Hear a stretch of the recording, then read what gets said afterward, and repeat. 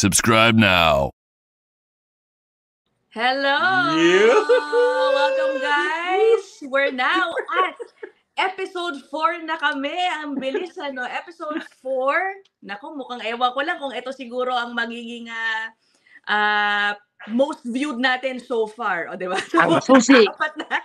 Sa apat naming episode, medyo kutob ko itong magiging pinakamabenta namin, maraming manonood dahil doon sa aming comment section, ang dami nag-request ng aming guest. Drum roll. Drum roll. Oy, by the way, this is Spot Pinoy, ang tambayan natin sa Canada. Yun, welcome. Welcome po, welcome sa inyo. Tulad nga ng sinabi ko, ang dami nag-request na mag-guest kami dito. Itong talagang buti nila nakuha natin. Thank you kaya Mark yata ang kumontak sa kanya. Isa rin pong kapwa vlogger dito sa Canada ang ating kakausapin. Gusto mo ba ikaw Mark mag-intro? Baka may gusto ko yung parang sabihin na maganda bago natin siya ipasok dito. Hindi, basta siya ang paborito ng bayan. Iyan, oo nga. Ang gaganda ng comments sa kanya lagi. Sige na nga, ipasok na nga natin. Siya po ay ang nag-iisang Inags. Hi, Inags. Inags Iledan ang kanyang full name. Hi, Inags. Thank you for being here. Yun. So, unang-una, maraming salamat. Ina, handalong. Yan, napapanood lang kita sa CNN. Oh, nice. Totoo ba yan? At saka kay Mark, Carinio, maraming salamat. Thank you sa pag-invite. Thank you very much. Na-appreciate ko sobra. Ayan. Ay kung gano'n, hindi naman kailangan ito ang first and last. Diba, right? Thank you, Idol. Thank you. Thank you at pinaulakan mo kami, no? Appreciate ko. Thank you sa invitation. Thank you very much talaga. Walang masabi kundi thank you. Ayan. Ay nako, Inag, sa totoo lang, you are, I think siya ang nire-request ng napakarami naming viewers so far. Sabi nila, magpapasaya ka daw lalo ng aming munting programa. Sabi nila, i-guess nyo nga si Inags Pascual. Sino yung Inags Pascual?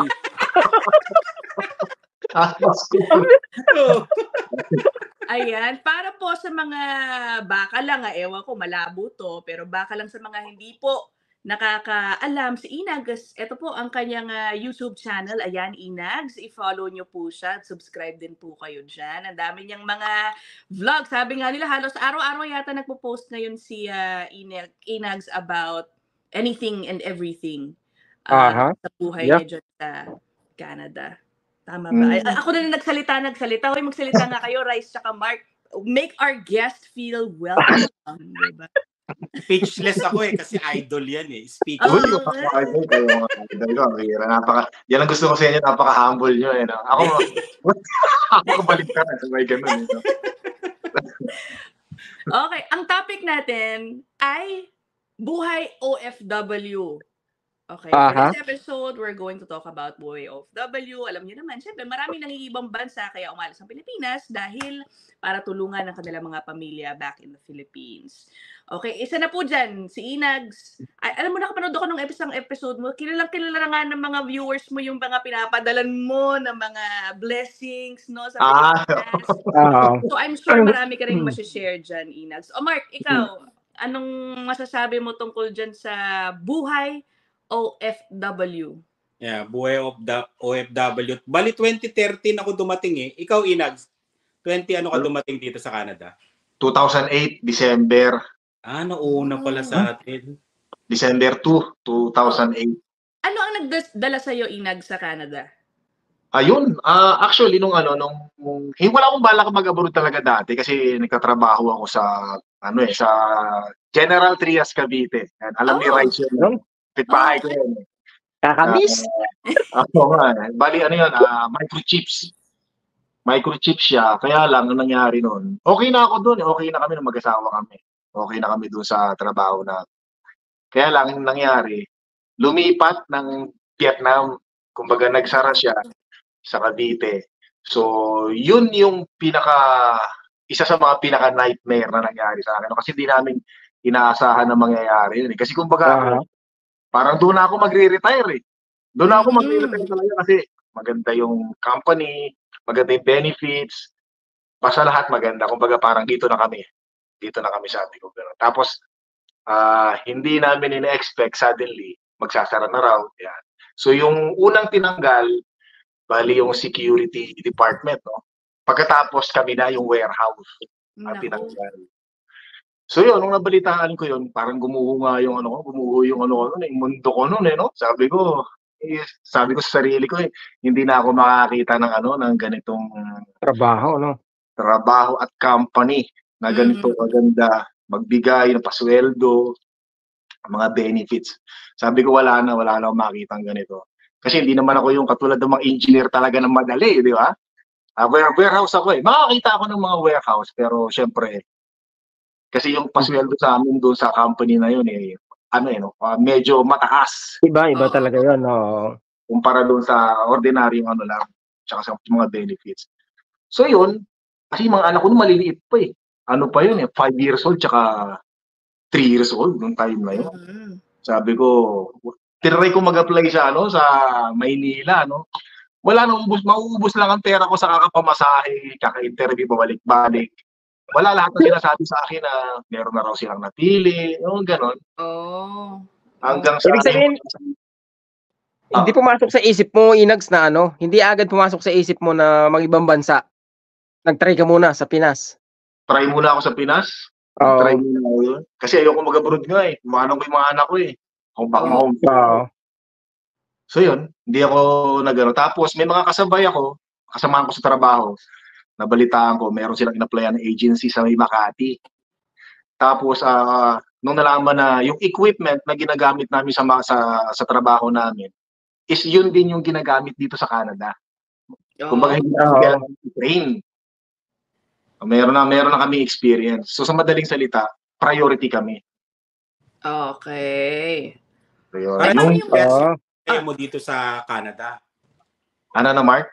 Parehas na parehas yung in-applyan mo. Oo, parehas. Ganun. Kasi ano yun, Ina? No. Paano yung kasi yung concern mo, syempre, ayaw mong mahiwalay sa mga anak mo. Yan. Paano na yun? Ito na, sabi, sa Canada ka mapupunta.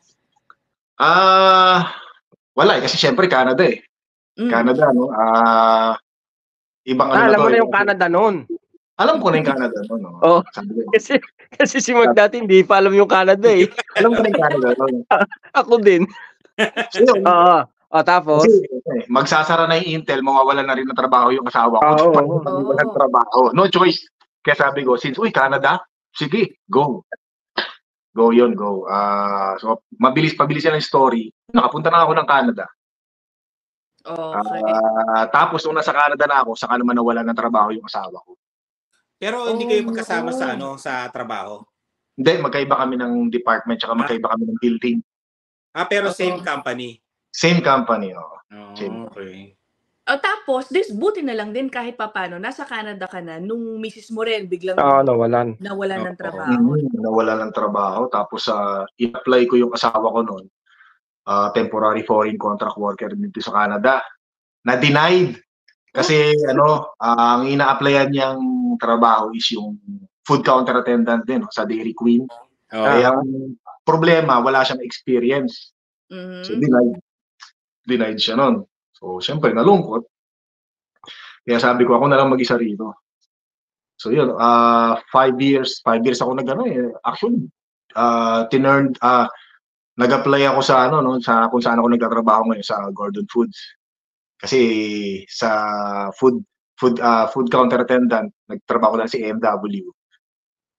Mali talaga yun, lumiliit na yun. Lumalaki na kasi yung mga anak ko. Siyempre, habang lumalaki yung mga anak ko, lumalaki yung gastos. Lumalaki gastos. Yung padala mo nung first 5 years, parang gano'n. Siyempre, papadala ka muna, hindi wala pa sila. 5 years. Hindi na talaga kasya.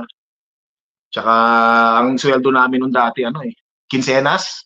Hindi katulad nung iba, bi-weekly, di ba? Pag sa amin, quincenas, especially pag February, kulang talaga kasi kulang yung buwan, yung araw ng February. Ang hirap talaga. Oo nga, no? Ang hirap talaga. Grabe. Ang hirap nung sitwasyon namin. Kumpara dun sa iba na, katulad ng iba, nagtatrabaho sa Boston Pizza. Ang per hour kasi namin sa AMW nung 2008, $11, no? Per hour. AMW ang nagpaalis sa'yo. Pagdating mo MW, sa Canada, first employer mo. first employer ko. Canada. Oo, okay. MW pala. Okay. MW. Alam mo, Tapos, I think, tas 5 years ka bali mag-isa muna dito before you got your... Ang tagal din, ano? 9, 10, 11, 12, 13. Almost 6 years kasi Almost 6 nakuha ko years. sila, nakuha ko sila May 2015.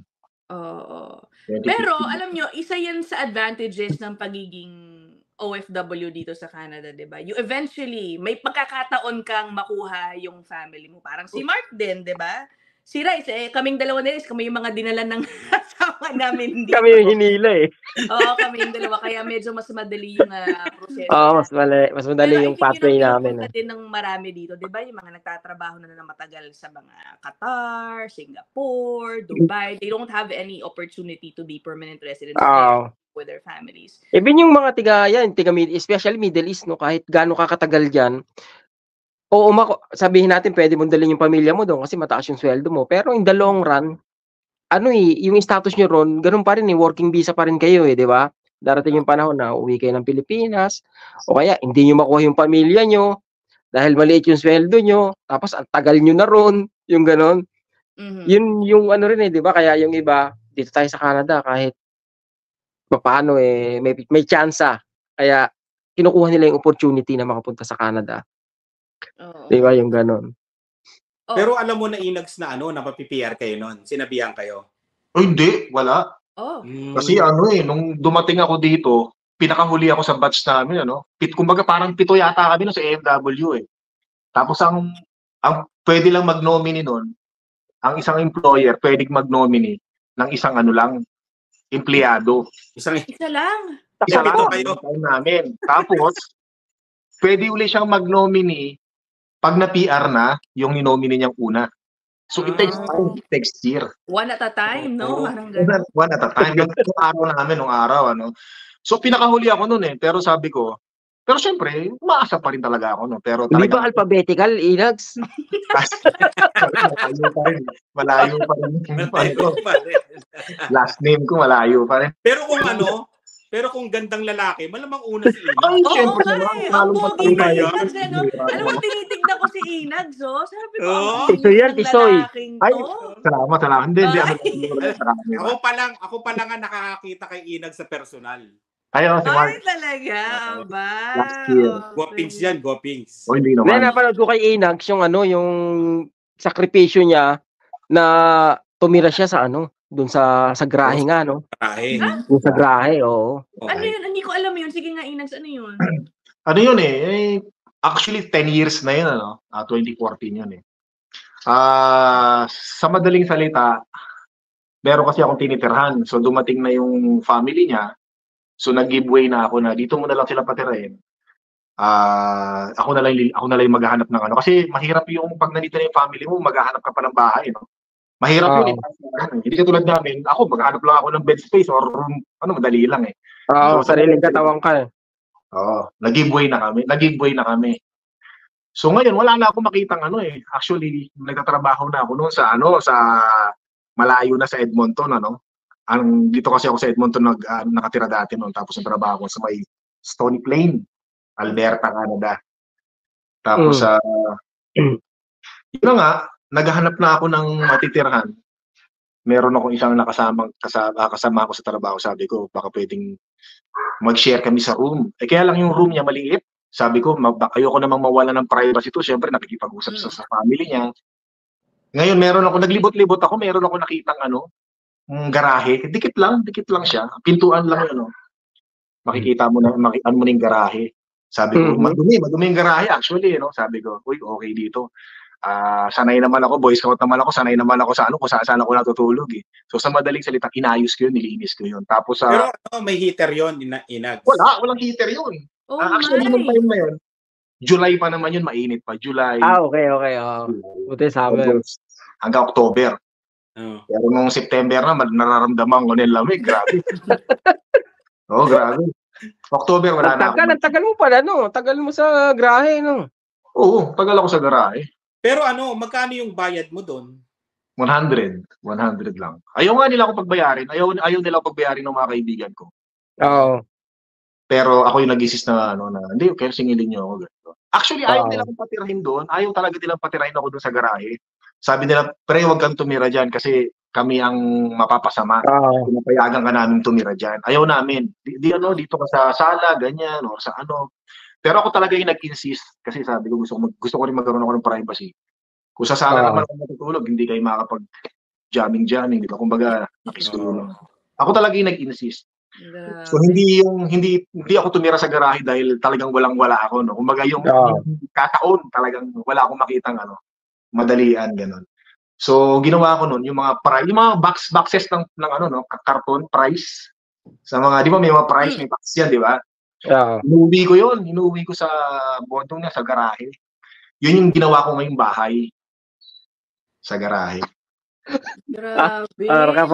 Tapos ang maganda bahay-bahayan, no? Bahay-bahayan, ganun talaga. Tapos ang maganda, yung mga kaibigan ko, nahihiya. Pero ako, proud na proud ako, talagang hinihila ko. Halika rito, pre, ito yung bahay ko sa garahe, oh. Pero napapansin ko sa kanila, parang naawa sila sa akin, nahihiya sila. Later ko na lang kasi nabanggit nila, awang-awa raw sila sa akin. Kaya pala sabi ko, parang nung time na hinihila ko kayo doon sa bahay ko, pinagyayabang ko pa eh. Sabi ko, ito yung bahay ko pa, ito yung ginawa kong bahay, ganda, no? Pero mawawalan nila sila sa akin noong time na yun.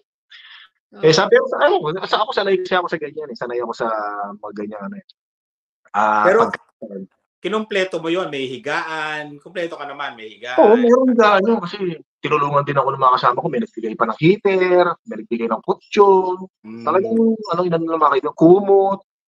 Talagang yung mga nakatira sa bahay na yun. Tapos sabi nila, pre, tuwing makikita ka talaga namin nandyan, hindi talaga kami mapakali, sabi nila. Sabi, wala kumbaga ako lang nag-insist eh. Hindi pre, huwag kayong mag-alala sa akin, akong bahala rito. So yun, doon kaya Ako pala nga ngayon ko lang narinig to, parang nadudurog puso ko, no, na may, ginawa mo yun. Parang mahirap pag mag-isa ka lang. Ay sabagay, may advantage kasi nga, kahit saan ka, di ba? As long as nakaya mo, yun nga, sa grahe pwede, di ba? Kung unlike na may kasama mo na agad yung pamilya mo, di ba? Pag mag-isa ka kasi, kahit ano gawin mo sa sarili mo eh. Problema, di ba? Hindi ka magluto, hindi ka kumain, di ba? Ganun eh. OFW, pwede kang gawin mo yung gusto mo. Pero pag dumating na yung pamilya mo dito, yun na, iba na. Ibang usapan na yun, Ibang usapan na. Nung dumating na yung family mo, 5 years, or almost 6 years, nakuha mo na sila. Okay ka na nun?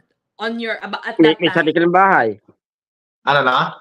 Okay ka na nun? I mean, nung tinanggap mo na sila dito, kamusta na yung buhay mo nun? Nung nandito na sila, nung nalaman ko na approve na yung visa ko, March 2015 na approve yung visa ko. Ayun na yun.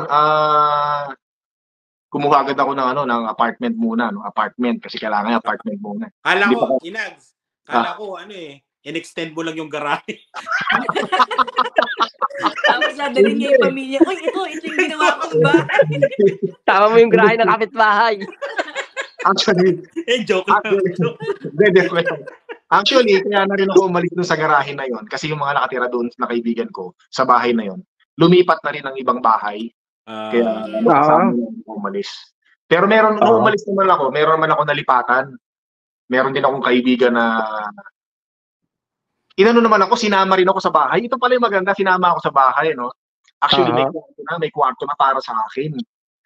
Ngayon, nung last minute na, ang sabi sa akin, pre, meron yung mga kasama ko sa bahay, meron na naman kumuha ng kwarto mo eh. Sabi ko, patay na naman ako nito. Ang binira. So, sa madaling salita, doon ako sa sala. Sa sala naman ako. So, hindi ginawa ko ngayon, dinala ko ulit yung mga karton ko. Doon ulit ako gumawa ng bahay sa sala. Sa sala. Sa sala naman, bahay. So, okay naman doon sa mga, okay naman doon sa mga kasama ko sa bahay. Okay naman doon. Tapos sabi nga nung isang bisita, may bisita sila pumasok no? Na sala. Nandoon ako sa loob ng kwarto ko eh. Sabi nung kabisita nila, parang nasa Dubai tayo May partition. Middle East gano'n, no? Karton-karton lang, talo-talo na. Oo. Tawa ako na. Ay, sira. Pero upgraded ka na noon, Inags, kasi nasasala ka na. Hindi ka na doon Oo, nasasala na ako, hindi na malamig. Hindi na Hindi na malamig. malamig, grabe. Yun nga lang, pagka nagluto sila ng ulam, talagang pasok sa pasok sa loob ng kwarto. Kapit nyo kahit sa karton. Talagang sisingutin mo na lang. Grabe. O ngayon, Inags, so nadala mo na yung family, you were able to get an apartment, sabi mo, no? Mula nun, how has life been? Wala na si Inags, grabe eh. Ang daming fans na nito ngayon sa kanyang vlog eh. Okay na, happy na kayo ngayon dito? Ano na? Actually, happy na. Oh, happy na talaga. Happy na. Actually, na rin yung mga anak ko, lalaki na ng mga anak ko. Okay na. Kumbaga, siguro para sa akin, nakuha ko na yung impossible dream ko no? Yun nga, actually, hindi ko naman in-expect talaga na mapupunta ako rito sa Canada eh. Pangarap lang to na imposible, parang gano'n. Pero sabi nga nila, pag talagang para sa'yo, kahit na sino humarang, kung talagang para sa'yo, para sa'yo talaga. Ano yung impossible dream na yan, yung sabi mo? Bakit? Yung makatira rito sa Canada. Kasi sa akin, parang nung kabataan ko, parang, hindi ako makakapunta ng US, hindi ako makakapunta ng Canada. Especially, magiging makatitira pa sa Canada. Hindi ko, possible yan para sa akin. Kumbaga, para sa akin, makakapunta ako ng ibang bansa, close sa Philippines lang. Gano'n. Or yung madalas mabalitaan natin. Sa, Dubai, ganyan, mga Taiwan. Yan lang mga in-expect ko na mapupuntahan ko talaga. Parang madaling puntahan, no? Posible para sa atin, no? Posible, Pero kung Canada, mahigpit sa Canada, kaya nga sabi nila, di ba, the chosen one nga raw tayo, di ba? Ay, ganun ba yun? Kasi yung may mga kababayan mga pinagpilian. Ganun dito na. Pero napauwi. Di ba? Dahil di ba kasagsagan yun sa Alberta, Inags 2016 ba yun? Yung nagpapauwi, di ba? Oo, baka hindi pa alam ni Ina yun, Ina, kasi inabutan namin yung yung start ng 2011 hanggang 2015, dapat ma-PR ka na. Kasi kung hindi ka ma-PR, talagang compulsory, papauwiin ka ng government ng Canada sa Pilipinas. Ito yata yung dahil meron abusadong isang employer. May ganun ba? O hindi? Parang ang kwento nun, parang nawawala na ng trabaho yung mga Canadians. Tama. Tapos yun, yung mga TFW, mga foreign worker, binawasan. Kumbaga, parang 4 years lang Inags 4 years lang yun. 4 years lang talaga.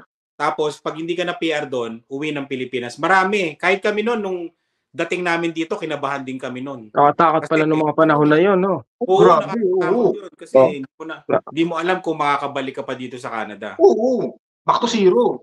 Wow. At saka tawag nito kami, actually ako, hindi lang ako, hindi kami makatulog noon. Hindi kami makatulog.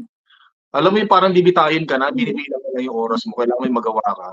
Paano yung naging selection process nila nun? Na parang, automatic yun, by ganitong date, lahat ng temporary foreign workers, uwi ka na pag nag-expire na yung permit mo. Ganun. Basta 4 years lang. 4 years Hindi ka na i-renew, no?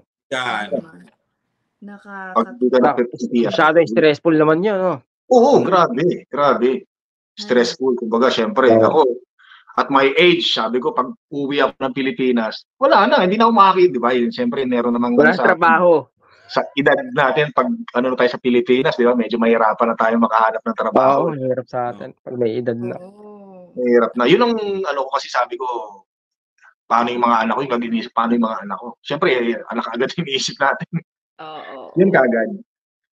So, yun na nga, mabuti naman, yung itong Alberta, nagkaroon sila ng program na pwede mong i-nominate yung sarili mo. Tapos may mga kasama ako na maganda. Oo, tapos may mga kasama ako na mababa yung hindi pumapasa sa IELTS tsaka sa CELTIP. Para makapag-apply sila ng PR, ang ginawa ng Alberta, binabaan nila yung yung score. Binabaan nila yung score. Alam mo, buti sinabi ni Inags yung IELTS. May pinrepare ako na video dito ni Inags. Tawan-tawa ako nung pinanood ko Alam ko, mukhang magaling. Hindi problema si Inags pala sa IELTS kako. Dahil, teka muna, ipi-play ko to at panoorin nyo. Hey, good morning, good evening, wherever you are in this world. And what's up, dude? My name is Inags. So what are we going to do today? I don't know yet. I'm just thinking about it. And don't forget to like, subscribe for the new viewers, and don't forget to leave your comments, okay? I'm Inags. I'm gonna think what I'm gonna do today, okay? Diba? Ang galing Oo, yung accent mo talagang ano na, talagang westerner na. Oo, yung accent mo talaga. Parang inborn na rito eh. Diba? Ang galing niyo mag-vlog. Alam mo, sige,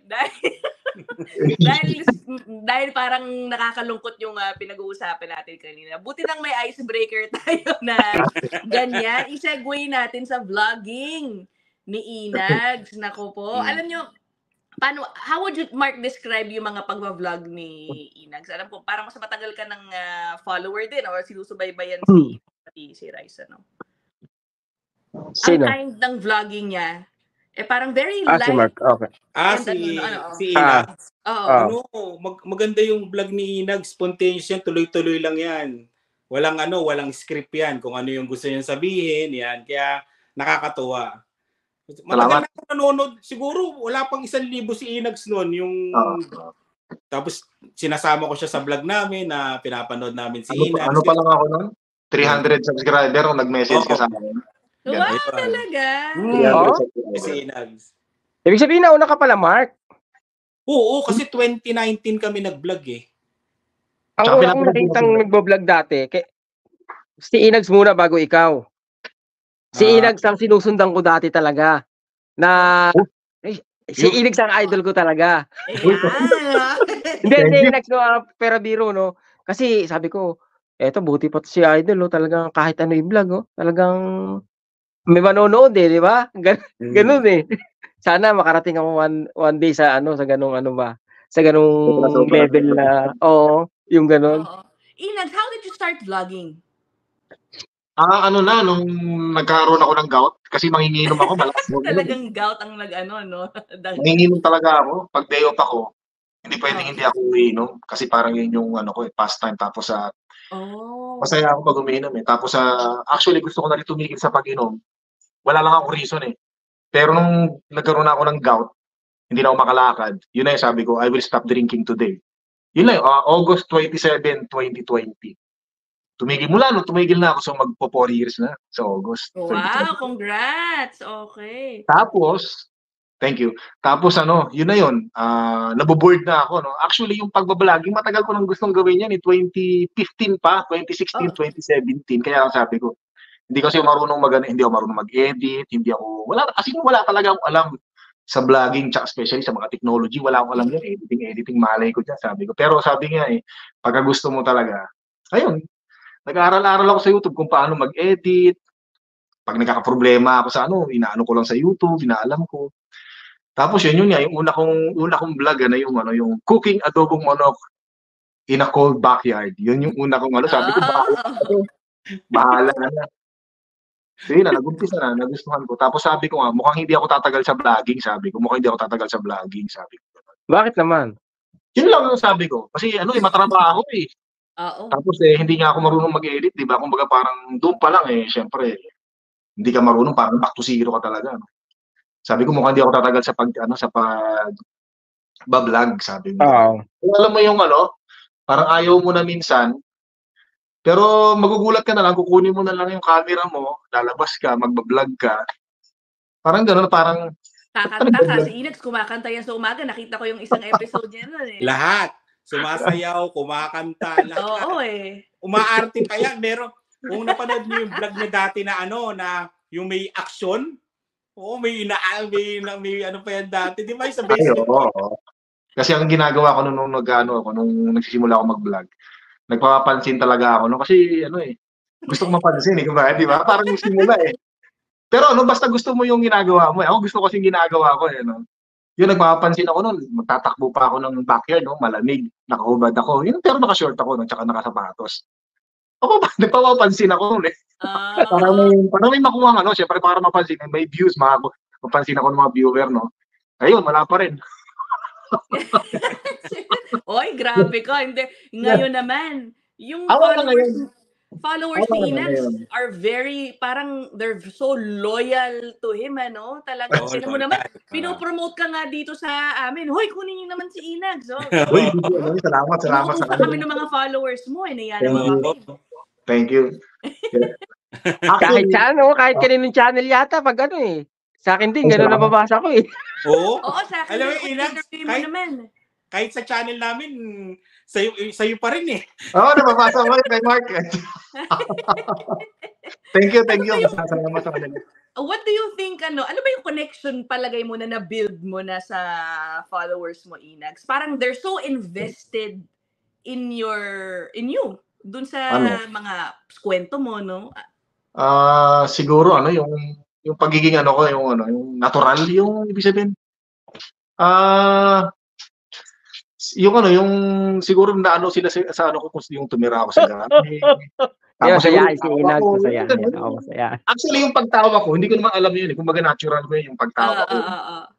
Na-discover ko lang yan na yan pala yung isa sa mga gusto nila, yung pagtawa ko. No? Hindi ko alam yun eh, na yung tawa-tawa na gano'n.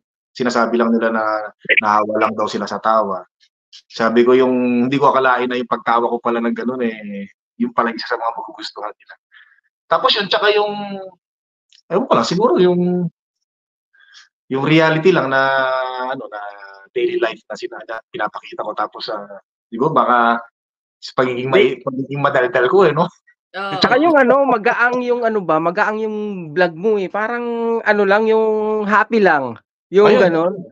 Oo. Walang reklamo ba? Wala, tuloy-tuloy lang, tuloy-tuloy. Kung ano lang maisip ni Inags, tapos masaya, good vibes yun. Yung good vibes. Yun. Masarap panoorin. May bashers ka rin ba, Inags? Meron. Meron din? Meron. Hindi mawawala talaga yung basher. Sabi nga nila, hindi mabubuo yung pelikula pag walang kontrabida, di ba? Hindi mawawala yan sa buhay OFW, bashers. Nandiyan talaga sila. Kaya hindi pwedeng wala sila dyan. Kahit na gumawa tayo ng mabuti, nandiyan pa rin sila. Kumbaga, nandiyan talaga sila. Kasama sila sa buhay ng mga vloggers. Yeah.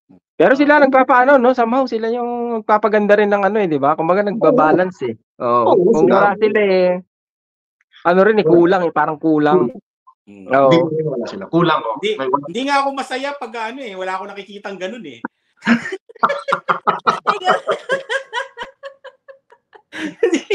Alam mo yung pagka gigising ka ng umagahan ka, pagtingin mo, uy, sana tanggalin niyo na si Mark dyan. Uy, okay. Oy, kayo talaga. Ay, na. Ang dami ko naman ngayon, ang dami ngayong mga nanonood lagi na mga OFWs getting tips. Parang pareho kayo ng format, si Mark tsaka si Inags daily life. Si Rice, may iba-iba ka ring topic eh, di ba Rice? Or daily life mo rin ba? Kasi, mostly parang ganun. Sa akin naman kasi, especially nagsisimula ako, no? Una talaga yung vlog ko dapat is parang family rin. Ang sistema naman, ang mahirap naman sa nagsisimula is they don't care kung anong gagawin mo, di ba? Kasi hindi ka naman kilala eh. Kahit gaano kaganda yung lugar na puntahan mo, wala silang pakialam sa'yo, hindi ka nila kilala. So, parang naisip ko na i-incorporate yung ginagawa ko o yung mga ilang bagay na maaaring makapagbigay sila sa kanila ng impormasyon dito sa Canada. Tsaka yung yun nga, yung daily lives namin. So, pinagsama ko. Somehow, at least, meron akong bentahe na, alam mo yun, na pwede kong gawing title na paano makapunta sa Canada, di ba?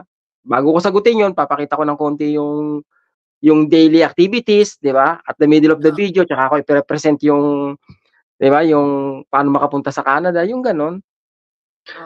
Kaya, siya, kumbaga yun, naka-package siya.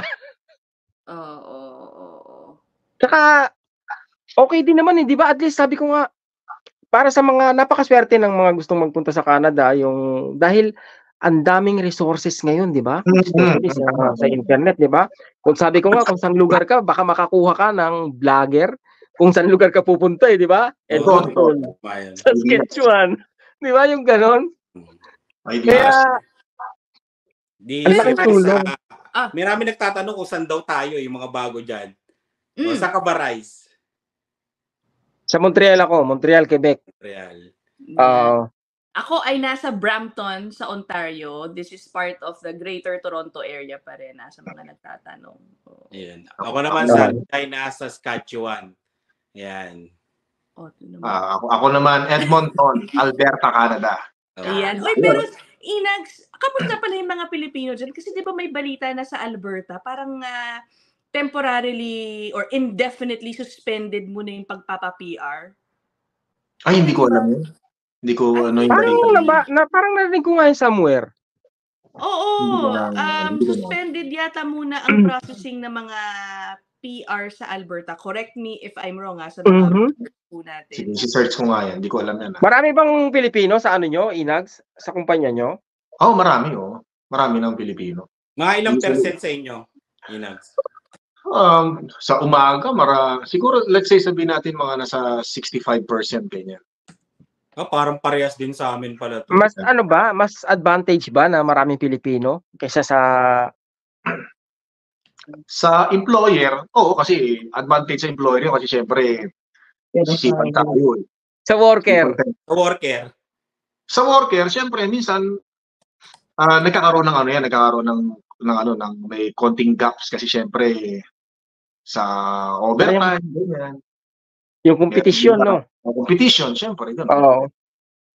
Seniority din ba sa inyo, Inags? Seniority. Seniority din. Hindi talaga maiwasan minsan. Syempre. Ganun talaga, no? Talagang, kasi nga, sabi nila, kumbaga, in general, as an OFW, sa mga OFW, kumbaga, maraming nakakaranas talaga na, kumbaga, Pilipino, kapwa sa Pilipino, sila yung naghihilahan yung mga ganon. May mga pagkakataong ganon.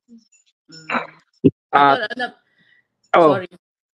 Sige. Na-research ko na. Ang temporarily suspend yung Alberta Opportunity Stream.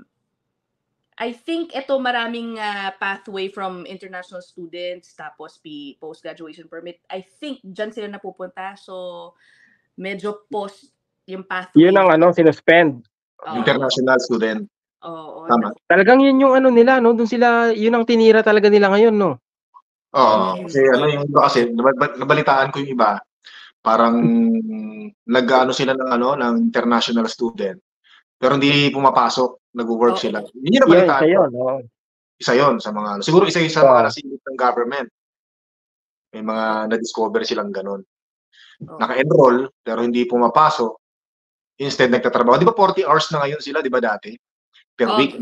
Dati 40. So parang na-take advantage yata yun. Kaya nasilip ng kaya doon sila nag-concentrate na parang i-limit. Isa yun sa mga reason siguro. Tsaka yung pagtaas ng I think, yung pagtaas nung hinihinging, yung proof of funds. Kaya yun ang isa sa nagpabawas din talaga sa kanila. Kasi may napanood akong balita sa India na dati yung lugar na yon talagang ang daming nag-a-apply na doon ng mga pa-study permit. Nung panahon na hindi pa nadadagdagan yung yung proof of funds. I think 10,000 pa lang yata Ngayon nung dinoble na wala nang wala nang pumipila mag-apply ng study permit Kasi nga imagine 20,000 plus, di ba? Nabawasan. Masyadong naging masyadong. Laki nun. Oy, teka muna. Yung topic pala natin, di ba, buhay OFW. Sino ba sa inyo ang si Mark, your family is here. I don't know if you're supporting relatives back in the Philippines. Si Inags, diba, nakalimutan ko lang yung pangalan si Ina. Ano bang pangalan ng pinapadala mo? Sinasabi mo yan sa ilang episodes mo Yan si Manang Cherry. Yan, si Manang Cherry. So, your life in Canada is supporting your loved ones back in the Philippines up to now? Ano ba? Ano na ang paano ka nakatulong sa family mo in the Philippines? Actually, yung pagbibigay ko sa kanila ng pagpapadala ko ng pera sa kanila, sweldo ko sa YouTube yun actually. Hindi ako nagpapadala sa kanila dati. Nung wala akong, hindi pa ako sumisweldo sa YouTube. So kasi nung sumweldo na ako sa YouTube, awa naman nung nasa taas. Kasi yung si Manang Cherry, yun yung nag-alaga talaga sa amin, bata pa kami. grabe yung sakripisyo kasi sa amin noon. 4 kami, naalala ko yun. Kaya sabi ko, pagka lumuwag-luwag ako, nagkaroon ako ng extra, papadalan ko talaga siya. So, hindi niya nga alam yun eh. So, pinadalan ko siya. Yun. Every month, pinapadalan ko siya. Kumbaga, kasi nga, na-appreciate ko yung pag-alaga niya sa amin dati. Grabe. 4 kami. Mag-isa lang siya. Ang liit pa no, siguro 7 years old pa lang siya no, no? 4 na lalaki, no? 14 years old, ganun. Oh, 4 pa kami lalaki, no? 14 years old siya? Siya nag-aalaga sa inyo? 14 years old. Kasi wala na siyang magulang eh. Kumbaga parang kinupkup siya ng nanay ko, pinaaral siya. So habang pinapaaral siya, siya yung tumitingin sa amin. Kasi ilang taon pa lang ako, 5 years old, 6 years old, 7 years old, mga ganun eh. So parang nagtutulungan lang. Pinapaaral siya. Yung hanggang sa nakagraduate naman siya. Talagang ano siya, no? Pakalawang ano mo na, parang ate mo pala, no? Ate ko na talaga. Tapos yung nanay ko naman, ganun din. Yung nanay ko kasi retired na. So akala ko malaki yung pension ng hindi pala, no? Lang, wala. Ng 18,000 lang pala ang hindi ko naman nilalang, kumbaga parang kasi doon sa in-expect ko, kala ko mas malaki pa. 18,000 a month? A month. Kaya yung nanay ko, retired yun eh, district supervisor ng Kala ko malaki. Wow. O tingnan mo, sa government pala siya. Government siya. 18,000. Alam mo 18,000, no? How many years in service? Ay, hindi ko na po pero matagal po siya sa pagturo na teacher muna siya hanggang nag-aral, na-promote gano'n. Ayun, 18,000. Tapos yun na nga, at least sabi niya, buti nakapagpadala ka ng pera gano'n. Kasi syempre, di ba? Mag-isa lang siya roon eh, kaya nagbabayad pa siya ng katulong gano'n. Binabayaran niya yung katulong. Oo. Nag-aalaga sa kanya. Ako po, maliit na sa panahon ngayong 18,000 pesos. Lalo na kung matanda ka na at dami pong mga sakit, mga maintenance. Yun na nga. Magtatabi ka pa siya. Siyempre, paano kunyari ma-hospital ka? Nako, si nanay, mukhang mag-isa pa. Ano ba yan? Yun na nga. Ay. Kaya yun, talagang simula nun, kailan ba, actually, matagal-tagal na rin ako nagpapaano sa kanila. Basta monthly, ganun. Monthly. That's good. Ay, nako. Ako nga, laking pasasalamat ko lang na wala na. Both my parents are gone. Yung mga kapatid ko may family. Nandito na yung asawa ko, anak ko. So, laking pasasalamat. Wala kang pinapadalan. Wala akong pinapadalan. Ikaw, Rice, may pinapadalan ka? Sa Ermat. Yes, sa Ermat. Talagang alam niyo naman, hindi na makuha ngayon dito, di ba? Hindi na ganun kadaling kumuha ng magulang eh. Oo. Parang lottery system, di ba? Sa Ermat yun talaga. Tsaka paminsan-minsan, pag may extra, yung mga yung mga dapat padala. Lalim ng isip eh. Ano ba yan? Nakadikit na yan sa buhay OFW. Hindi, kumbaga, kasama naman di ba sa buhay OFW natin eh. Nakadikit na yan. Ang tanong ko lang sa Inags, ano yung pinakamahirap na naranasan mo dito bilang OFW? Pinakamahirap? Pinakamahirap na naranasan ko dito yung mag-budget. Budget ng gastusin. Talagang ako nun dati, piga talaga ako nung piga ako. Kasi ang ko nun, kailangan kasi, ang sinisweldo kasi sa MW dati, 800, 820. 2 weeks, kinsenas. Bi-weekly, oo. Kinsenas, hindi bi-weekly, no? Hindi, kinsenas, mahirap. Yung iba, sisweldo 3 beses sa isang buwan. Kami, sisweldo 2 beses lang. Mahirap yung kinsenas. Tapos sinusustentuhan mo buong pamilya mo sa Pilipinas? Yung mag-ina ko. Yung mag-ina ko lang. Pero yung nanay ko, hindi pa ako nagpapadala ng time na sa nanay ko. Yung mag-ina ko lang, papadala ako ng ganito, di ba? 800. Papadala ako ng, sabihin natin, mga 500. Di ba, titira sa akin, 300. Tatabi ko na doon yung 200. Para sa bahay kasi 400 yung bahay ko monthly. Hapit na hapit sa budget, no? Ganun din yung naranasan ko talaga, budget din. Kasi, tapos ang pinakamahirap pa nun, yung paglumiit yung piso. Yung kontra Canadian sa piso. Kunyari, dati nagpapadala ka ng 30,000. Ang palitan nun 40. Biglang nag-33. Naabutan ko yung 33, 32 eh. Mm-hmm. Tapos kailangan yung laki, no? Oo, ang ipapadala mo, ganun pa rin. Porsche pa rin. Oo, ganun pa rin. Kaya dun, yun ang mahirap bilang OFW. Kasi expect nila, ganun pa rin yung... Kasi yun na yung budget, di ba? Maliit na yung Canadian dollar, naging 33. Kaya yun, doon ako nahirap. Hirap maghabol. Oo. Tapos walang OT. Yun ang mahirap sa pagiging. Yung homesick, na dumaan sa'yo. Yung homesick hindi ko na daan yun kasi nasanay na ako na hindi ko kasama yung mga anak ko nung time na yun eh. Kasi laging nasa benan ko, pinapapunta namin sa benan ko gawa nga ng schedule namin ng asawa ko. Nung nasa Cavite kayo?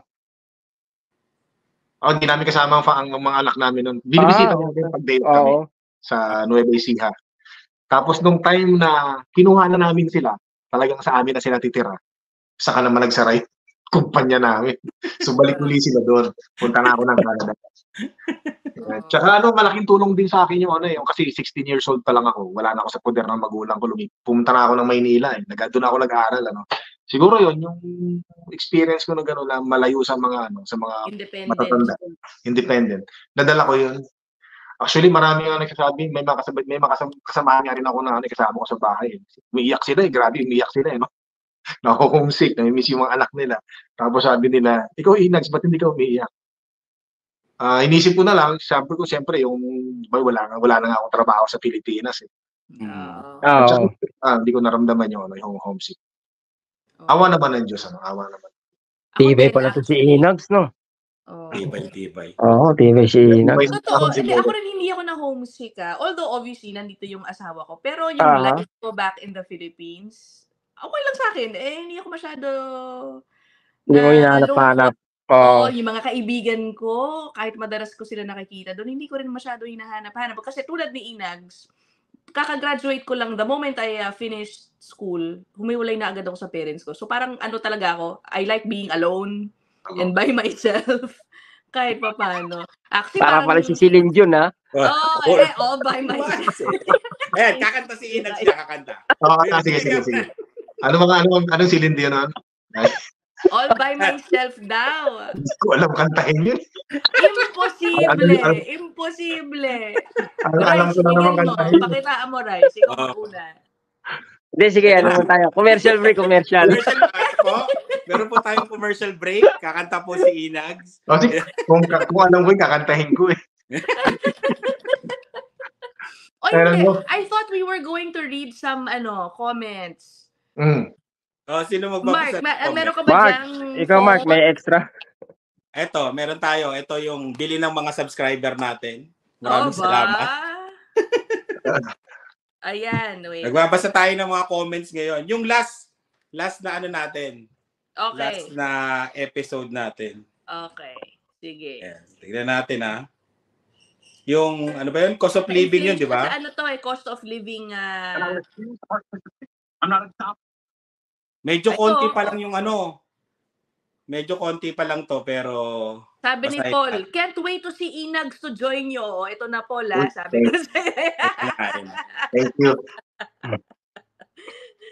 Ayan. Ito. Lourdes Stan. Sabi niya, tsaka yung born rich lang daw ang nag-e-enjoy sa Pilipinas. Ask or make a survey kung saan nila gusto mag-work or mag-stay. Of course, majority prepared to stay abroad. Pinoys are tired of living na isang kahig, isang tuka. That's the truth. Yan. Thank you, Lourdes Stan. Yeah. Ikaw ba, Inags, saan ba balak mo mag-retire talaga? Ako, actually ngayon, nasa isip ko ngayon, gusto ko mag-retire sa Pinas. Gusto ko mag-retire sa Pinas. Sa isip ko lang yan, pero hindi ako nagsasalita ng tapos, syempre. Teka lang, etong huling uwi mo, bago ka nakauwi nun, ilang taon ang lumipas? 2015 ako huling umuwi. 8 years. Napakatagal. Tagal. Why? Naranasan nyo ba yung feeling na, kasi umuwi ka na, Rice, di ba? Ikaw, Inags. Ako rin, umuwi din ako nung last, di ba? Yung sa tatay ko. Naranasan nyo ba yung pagbalik nyo dito, parang ayaw nyo nang bumalik ng Canada? Oo, syempre. Yung parang ganon. Ako, naranasan ko yun kasi ang saya ko nung nakita ko yung family ko, yung mga kapatid ko. Tsaka na-appreciate ko yung Pilipinas. Kasi tagal ko hindi bakasyon, di ba? Nung umuwi kami doon, tuwan-tuwa ako pag may, kasi sa Maynila, isang gabi, isang araw ako sa Maynila nag-stay bago ko pumunta nung sa amin eh. Tuwan-tuwa ako nung pag mayroong nag-aabot ng bayad. Bayad po, tuwan-tuwa ako noon. Ito po yung bayad, inaabot ko sa driver. Sa jeep. Sa jeep? Oo. Nagtataka naman yung mga inaabotan ko ng bayad nila. Bakit parang tuwan-tuwa pa ako kahit na malayo. Inaabot ko talaga. Kumakalit ako para kunin. Hindi nila alam parang na-miss ko yun eh. Na-miss ko yung time na yun, Oo. Tsaka para sa akin. Si Rice yata ay umuwi nito dito sa Canada nung nagbakasyon sa Pilipinas. Hindi. Nung unang bakasyon ko, kasi umuwi ako, di ba, May. Kumbaga, baliwala yung pagbalik ko rito. Walang pakiramdam. Mas excited pa ako bumalik uli eh. Pero nung umuwi ako ng Pinas, tas ang tagal ko doon, yun, kumbaga na-adapt mo na naman yung buhay Pinas. Parang tumakbo na naman sa ugat mo, sa dugo mo. Kaya ang hirap na bumalik, no? Parang ayaw mo na uli kasi nga, ganda ng weather. Kumbaga, sabi ko nga, kung may pera lang talaga ako. Pera lang talaga kulang eh. No? Pera lang talaga, oh. Pera lang. Parang yun yung sinabi ko sa inyo, yung mga umaalis ng Canada, na mga locals, yung mga Canadians or PRs, nangingibang bansa, inaalisan daw yung Canada dahil nga sa mas mura sa ibang bansa. Pero sila, they're still earning from the Canadian economy by working remotely, o may negosyo silang pinapatakbo pa rin dito, gagastusin lang nila yung pera nila galing Canada sa bansang mas mura ang cost of living. Hindi naman tayo mga ganun eh. If we move to a different country, a cheaper country, doon tayo magtatrabaho, di ba?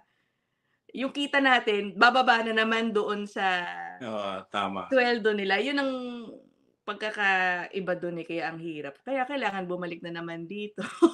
Kaya may nabasa akong comment. Ito pala magandang comment. Saan? Sabi niya, user lang nakalagay eh. Manggagamit to eh. Sabi niya, who else here don't like Rice and Mark to be the host of Spot Pinoy? Hoy, alam mo yung user na yan. Oy, don't be like that, ha? Manggagamit ka, manggagamit eh. Pero meron naman ako isang babasahin na medyo natuwa naman ako. Sabi niya, Rice. Sabi niya, ito yun, sabi yan. User din, manggagamit din, user. Sabi niya, Rice and Mark, will you marry me? Oh, yeah. Iba yan. Gusto niya magpagamit. Ito manggagamit. Hindi, joke lang. Diba? So, Inags, kailan ba uli ang bakasyon? Magbabakasyon sana ako ngayong December, kaya lang hindi na-aprobahan yung ko. Yung leave ko. Hindi na-aprobahan yung leave ko. Sana, mag-uulit ka. Itong December sana. Sayang naman, no? Ba't ilang ba hinihingi mo? Wala ka ng leave, parang ganon. Hindi, marami akong leave. Isang buwan lang yung isang buwan lang yung namin eh. Kaya lang di na-aprobahan. Yung iba naman daw yung na-aprobahan, pinagbigyan, diba? O di January na lang, kamo. January, baka pwede. O gusto mo talaga December? Sa susunod, pag nag-apply ako January na, para walang kalaban. Kasi sabi nila, magastos daw pag December, kaya yung iba umiiwas ng December. Gastos. Gastos talaga. Sabi ko naman, parehas din, gagastos din ako kahit January. kahit anong buwan pa yan, magastos din. Bagay yan, totoo. Hindi, mga Andreno, sa bagay ako kasi ang inabot ako ng 5 taon nga bago nakauwi, mga Andreno. Tapos, bilang mga Andreno, bilang isang OFW, siguro ma-share ko lang sa inyo. Kasi, pagdating nung dumating ako dito, kasi nga, Canada, ang taas ng expectation ko, mga Andreno. Canada to, diba? Nung dumating ako rito, ang dami kong plano na gusto ko sana na mangyari agad lahat ng sabay-sabay. Parang ganon, mga Andreno. Bili ng bahay, makapag-invest, tsaka marami pang iba, mga Andreno. So, ang nangyari, makalipas nga yung ilang panahon, parang nababagalan ako. Sabi ko, parang bagal ng pag-asenso. Yung ganon. Alam ko na, ikwento ko na to, mga Andre. Baka nung nakaraang podcast lang. Sige lang. Yun nga, mga Andre. Tapos hanggang sa, yun nga, nabanggit ko yun sa kaklase ko na kung saan, matagal na siya sa US, 10 taon na siya. Tapos sabi niya sa akin na, bakit ilang taon ka na ba diyan? Sabi ko, mag-aano pa lang ako, magtatatlo, parang gano'n. Sabi niya gano'n, "Sus, ano ka ba? Ba't nagmamadali ka? Eh, kakarating mo lang diyan, eh, kumbaga bata ka pa, eh, 'di ba? Ba't iniisip mo kaagad na makatakbo ka na, 'di ba? Parang iniisip mo agad." Hindi gano'n, sabi niya, "It will take time bago ka maging financially stable o kaya financially at least magkaroon ka ng footing. Siguro mga 5 years, 'di ba? Or maybe 10 years bago mo makita yung, alam mo 'yun, yung paghihirap mo diyan. Hindi 'yun instantly na ano, nandiyan agad." So 'yun lang mga Andre 'no, huwag kayong magmadali, 'di ba? Hindi hindi gano'n kadali, tsaka yung mga asawa-asawa na naiwan sa Pilipinas, 'di ba? Nakaalis na yung asawa, "Uy, nasa Canada 'yun." 'Di ba? Mm. Tapos kung ano-ano nang naiisip bilhin, yung gano'n. Kumbaga Mahirap din kitain yung ano, yung oo, dito sa Canada. Hindi basta-basta rin na ano, yung kahit ako dati, yung akala ko dati sa mga ano, OFW pagka umuwi kasi, 'di ba? Maraming pera, yung mga gano'n. Pero pag ikaw na mismo bilang OFW yung nakaranas, ganito pala, may paghihirap, may homesick, lahat ng mga problema talagang papasok na sa'yo. Kaya ayun, mahirap maging OFW. Hirap. Hmm. Lahat paghihirapan mo talaga dito. oo. Hirapan mo talaga. Oo. O teka, ito may nabasa akong comment. I think we can talk about this one. This Hindi. is from the episode 1. Sabi niya, pag-usapan naman, sabi ni Pat de las Alas, pag-usapan naman daw natin yung mga na-enjoy natin sa Canada. Okay, this is a good topic to close our episode kasi mag-1 hour na tayo. What do you like most about Canada? Kainags. Ako, ang nagustuhan ko rito, yung mga hindi ko nabibili dati sa Pilipinas. Nabibili ko ngayon. Nabibili ko ngayon dito. Dati, hindi nga ako actually, hindi talaga ako nakapasok sa Starbucks nung nasa Pilipinas ako. Hindi talaga nakapasok. Pero nung nakapunta ako ng Canada, kahit siguro 4 na beses or 5 beses sa isang araw, kaya kong pumunta. Yun yung na-enjoy ko talaga. Tsaka yung mga hindi ko nabibili dati sa Pilipinas, nabibili ko ngayon dito. Malaki yung yung nag-change ng ng buhay. Oo, Kumbaga, yung lifestyle, no? yung buhay ko. Oo. Oh. Ayun. Nasabi ko na yung dati. Si Rice. Si Rice. Ako? Ikaw, Rice.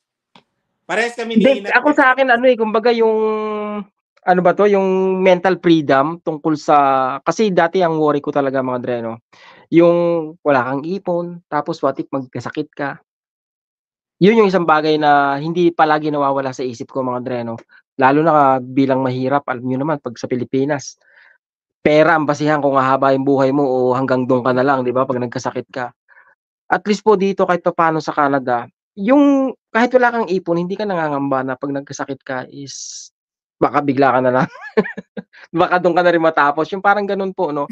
Somehow, ano po yun kumbaga nakakapagbigay ng peace of mind sa, let's say, sa kagaya kong mga Dreno na nag-aalala sa ganung bagay.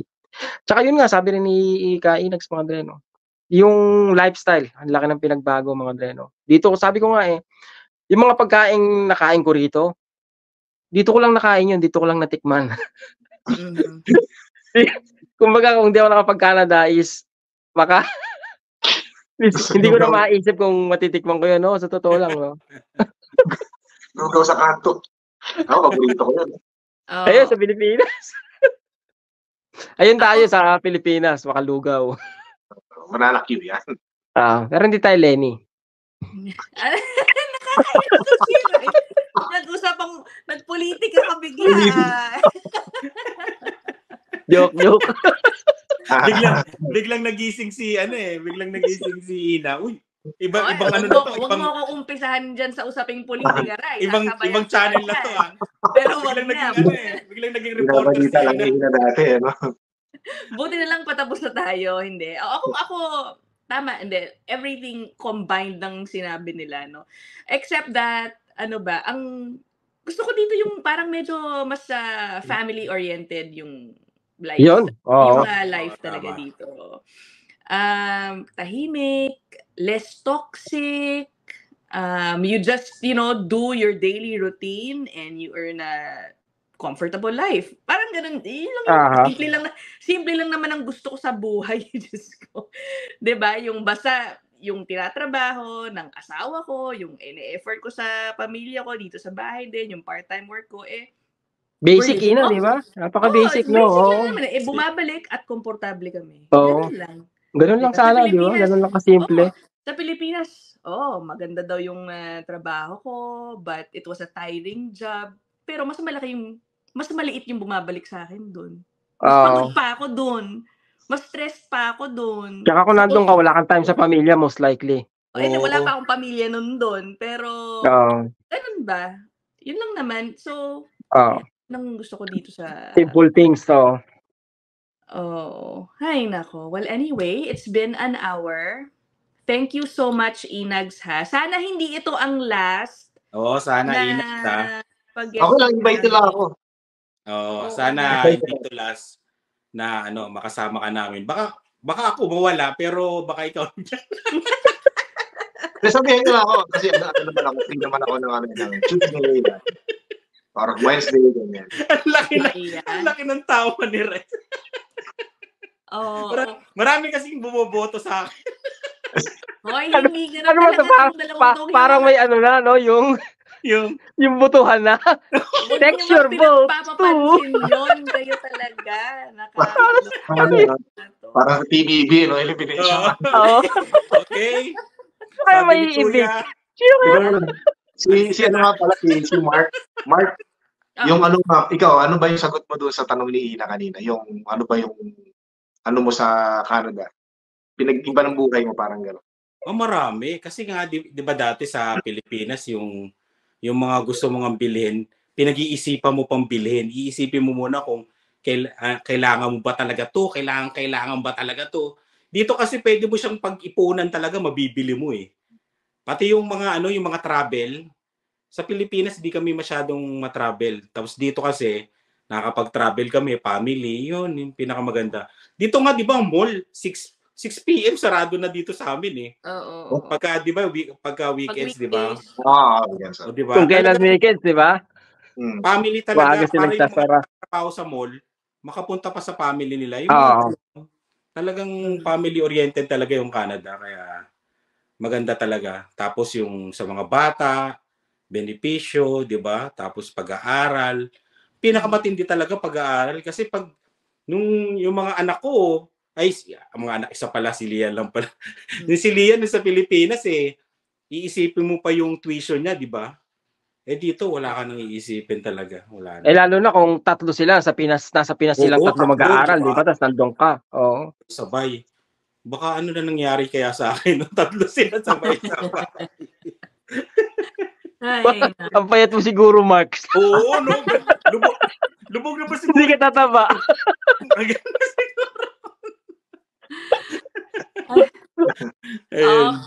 Maraming salamat talaga, Inags. Thank you so much, Inags. Thank you.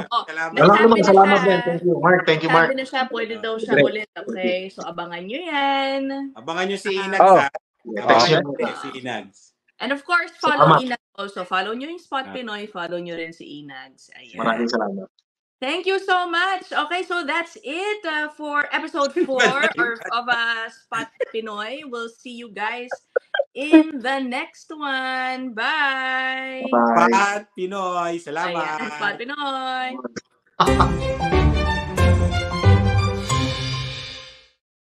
Subscribe now.